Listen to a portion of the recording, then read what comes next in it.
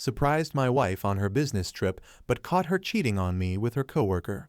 The alarm went off at 6 o'clock in the morning like it always does, starting our day. Jessica, my wife, and I got up from bed, not really wanting to. As the morning sun came in, I couldn't help but groan, feeling really tired as I sat up and put my feet on the floor. "Why do you sound so old?" Jessica joked, heading to the bathroom. "After last night, I feel like I am," I joked back, thinking about how fun last night was. She always made things exciting. Today was the start of Jessica's trip, which meant I was on my own for a week. I wasn't exactly thrilled about it. As I heard the shower running, I thought about joining her but decided not to. I was still feeling the effects of last night and needed a bit more time to myself. Jessica came back into the bedroom full of energy, making my slow pace seem even slower. "Get up, lazy bones, it's time to get moving. We have bills to pay," she said, giving me a playful push. Okay, I'm up," I replied, slowly making my way to the bathroom for a wake-up call. After getting ready, we both had breakfast together before going our separate ways, Jessica to the airport and me to my job. We both work at a manufacturing company in St. Louis. Jessica's a lawyer specializing in negotiations, often traveling for work, like her current trip to Denver to discuss a new deal with an aerospace company. These business trips happen a few times a year and last about a week each time. Jessica, 35, finished law school at the State University 12 years ago. She's pretty noticeable, about 5'4" inches tall, weighs around 125 pounds, and has a figure that's 34-24-35. Jessica charmed me completely from the start. "My name is John Baker, and I work as an engineer. At 37 years old, I'm 6'1" inch tall and keep fit with regular exercise. Jessica and I love golf and often play in forums with friends. Our romance kicked off at a company picnic, and it was love at first sight for me.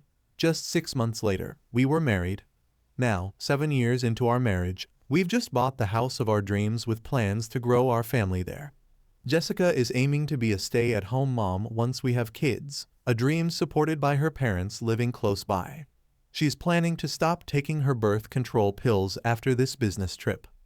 This morning, after breakfast, I helped Jessica pack her car for her trip and said goodbye with a kiss, noticing the tears in her eyes as she got into the driver's seat. "I hope we won't have to say goodbye like this much longer," I said, feeling hopeful about our future together. "I can't wait for the trips to stop," she expressed, her dislike for parting ways evident. "I dread these farewells as much as you," I comforted her. "Let's make Friday night easy with some delivery food so you can relax," I suggested. "That sounds perfect. See you then," she said before she took off. I watched her car until it was out of sight, then went back inside to get ready for work at the office. After picking up a coffee, I went straight to my desk. That's when my phone rang. "This is Baker," I picked up. "Hey John, can you come to my office?" Hubert requested from the other line. "Of course, I'm on my way," I responded, taking my coffee with me to see my boss. Upon arrival, he invited me to sit. "John, there's an opportunity you might find interesting," he said, remembering I mentioned Jessica would be away. "Our technician in California, Gerald Carter, is sick and can't address an issue with a client in San Jose. Considering you're well versed with the equipment in question, would you consider resolving the matter in San Jose? Currently, I don't have much here, and with Jessica not around, I'm available. So how soon do they need me?" "Immediately," he replied. "Lucy will sort out your travel plans. Please inform the client about your visit and discuss the problem in detail." "Okay, I'm on it now," I said, suddenly feeling pumped about the trip. "I'll go home to pack and take a flight out this afternoon. That way, I can be at the client's place first thing tomorrow." "All right, have a good trip," Hubert said, wrapping up our talk. I stopped by Lucy's desk to let her know about my travel needs, then called the client from my desk to get more details on their issue. After that, I was off home to pack. Driving home, I couldn't help but smile, thinking about a quick idea. If I finished up early, I could drop by Denver and surprise Jessica. The thought of seeing her unexpectedly in Denver made me even more excited about the trip. Waiting at the airport for my flight, I tried to reach Jessica on her cell, but got no response. I left a message for her saying I'd be at my parents' place for a few days and she could call my cell phone in the evenings. Everything went smoothly. By Tuesday afternoon, I had fixed the issue for our customer and got their equipment working perfectly. I quickly booked a flight to Denver, planning to arrive there by 9 p.m. Mountain Time. I checked out of my hotel in San Jose and headed to the San Francisco airport, where I had dinner before my flight. While eating, Jessica called me, and we talked for a short while. She asked about my parents, and I played along as if I were actually with them. Jessica said the negotiations were moving forward, but mentioned she was really tired and planned to just relax in her hotel room that evening. After we said we loved each other, we hung up. After dinner, I got on my flight and reached Jessica's fancy hotel around 9:45 p.m. The hotel staff checked who I was and then gave me a key card to get into her suite. When I went in quietly, I saw a lamp on over the desk with her laptop shut, but Jessica was nowhere in sight. I put down my suitcase and looked in the bedroom and bathroom, but both were empty. I was a bit confused at first, thinking maybe Jessica hadn't come back to her room yet. I couldn't decide if I should wait for her in the room or go look for her in the hotel lounge. Then I noticed the door to the next room was slightly open. I went over and pushed the door open without making a sound. I looked into the living room of the suite next door, which was also empty. Curious, I walked in, but then I heard a noise from the bedroom that made me jump, feeling sick to my stomach and breaking into a cold sweat. I quietly moved closer to the bedroom door. When I looked inside the dimly lit room, my breath stopped short. Jessica was there without any clothes on, and some guy I didn't know was lying on the bed, his face hidden from me. I really wanted to burst in and confront Jessica to let out all my anger on the guy on the bed, but I managed to calm down the flood of feelings inside me.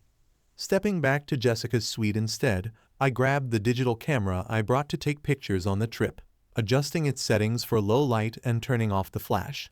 Then I calmly went back to the bedroom door, standing silently. I took several photos of what was happening on the bed, making sure they didn't see me. They were so caught up in what they were doing, they didn't notice me at all, allowing me to catch this betrayal on camera.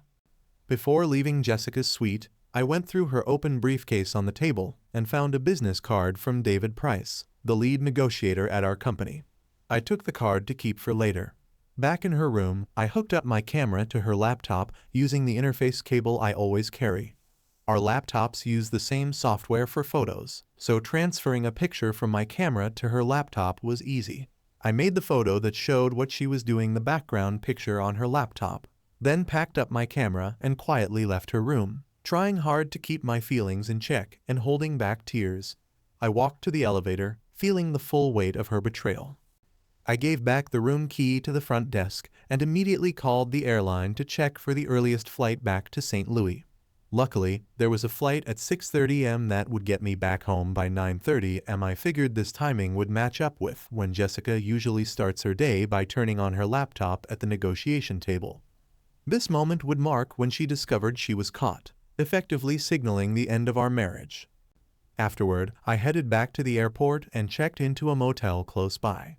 Even though I was too unsettled to sleep, I kept going over the upsetting images from Jessica's hotel room in my head, letting myself cry out all the built-up sadness. By 5 am, when I left the motel, I had no more tears left and was determined to end our marriage quickly. Back in St. Louis, my cell phone started ringing as soon as I got in my car. When I saw it was Jessica calling, I decided not to answer and turned off my phone instead. Once I got home, the house phone started ringing, and a quick look showed it was Jessica again. I didn't pick up the phone, letting her message go to voicemail. I heard her say, "John, you need to call me back as soon as you can. It's really important." Without responding to Jessica's upset message, I changed my clothes and went out to get a U-Haul truck. When I got back, I started packing quickly, planning to get everything out before Jessica got back home around 4 p.m. In just a few hours, I moved all my stuff to a storage unit I had rented. Before I started packing, I had made an appointment with our lawyer to talk about getting a divorce. Once everything was in storage, I went straight to the lawyer's office to start the divorce process right away. Though I thought about using cheating as the reason for our divorce, I decided on irreconcilable differences instead, keeping the cheating as a backup in case things got messy. I also told the lawyer to change my will to make my brother the only person who gets anything from me. Then I went to the bank to move half the money from our shared savings and checking accounts into new ones that were just in my name. I did the same with our investment accounts by talking to my investment advisor. Feeling sad, I drove over to my parents' house with my suitcase and walked in through the front door. My mom was surprised to see me. "John, what's going on?" she asked. "Jessica's been calling here non-stop looking for you. Did you say you'd be here?" I sat down with my dad, who's retired now, and told them everything. They couldn't believe what I said about Jessica cheating and that our marriage was over. I asked my parents if I could stay with them for a while until I found a place with furniture, and they said yes right away. My guess was spot on because around 6 o'clock in the evening, just as we were getting ready to eat dinner, someone rang the doorbell. My dad went to open the door and came back with Jessica, looking really upset. "John, why haven't you been picking up my calls? I needed to talk to you.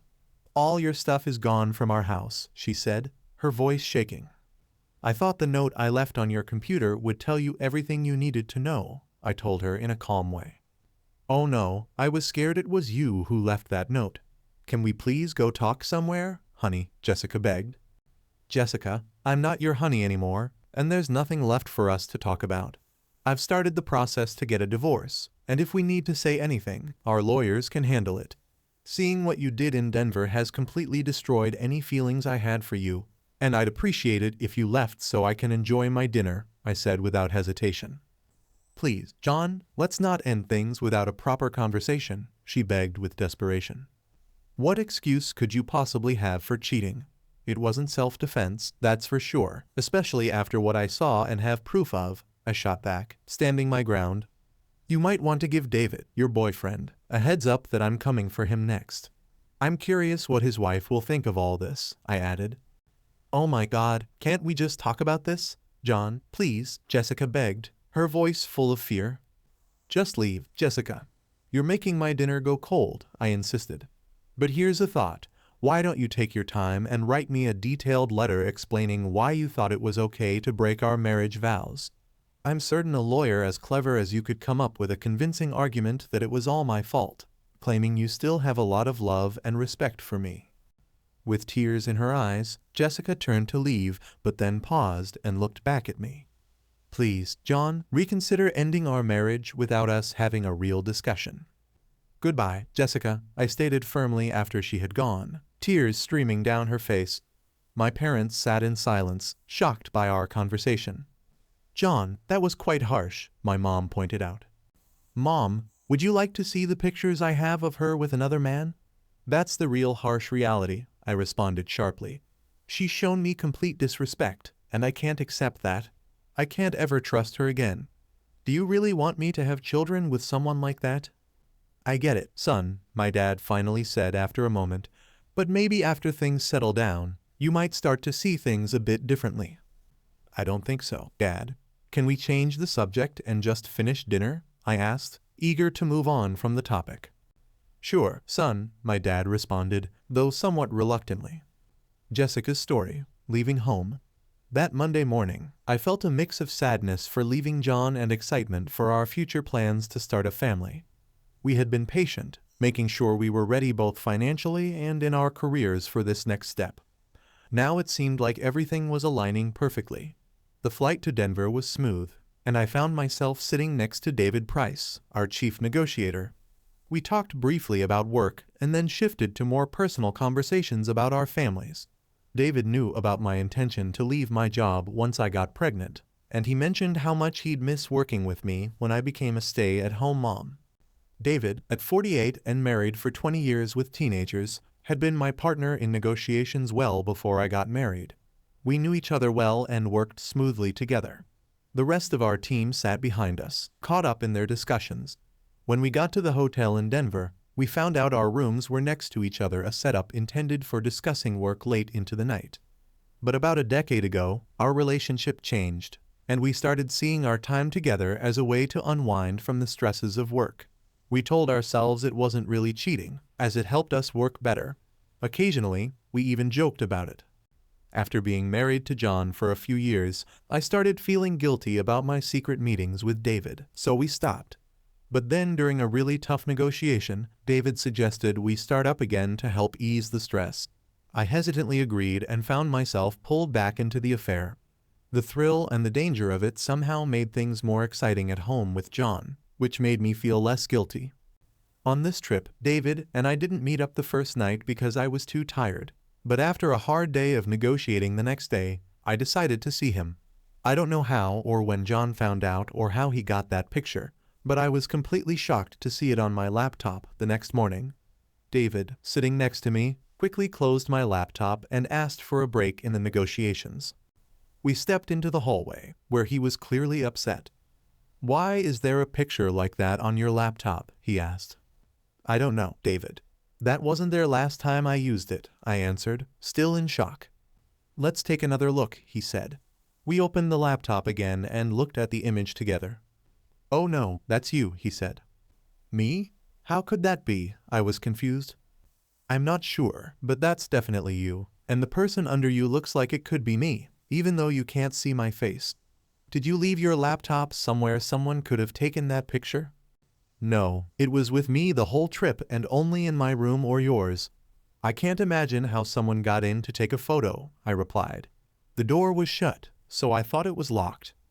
You've got to go back to the hotel and see if they let anyone into your room last night. I'll stay here and take care of things. Try getting in touch with John to see where he was last night." "It's impossible. It was him. I talked to him while he was at his parents'." "Did you call his parents' landline?"